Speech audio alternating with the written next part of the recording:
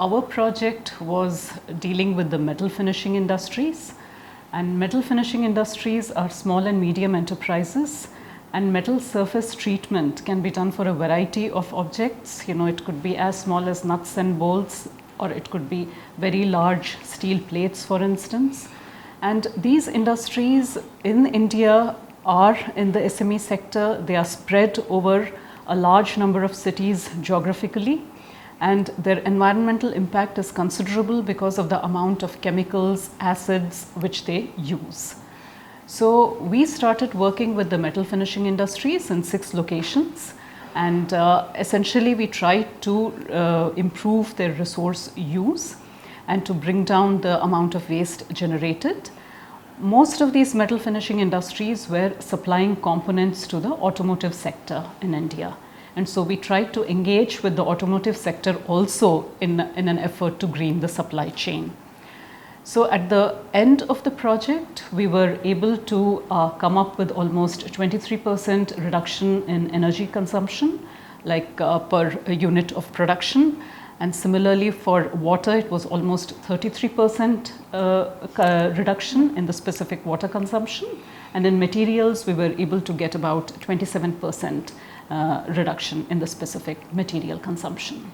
We have found that the industry associations, some of them with whom we engaged, like they started believing in the resource efficient cleaner production like concept much more because of the engagement and because of the fact that they were able to save resources during the time when we worked with them. As a result of which some of these practices became inbuilt in their day-to-day production. Like to a large extent, they have started monitoring their resources. Some of the things like in water, they do a lot of washing. So we had asked them to put up a water cascade. So they make sure that they're using cascading in their systems.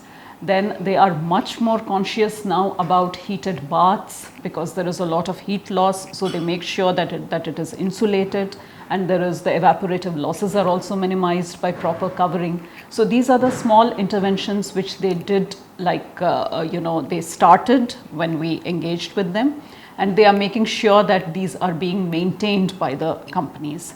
Over and above that, some of them have also indicated that they had wanted more expensive interventions, like for instance, investing in renewable energy for bath heating, etc., solar heaters, etc.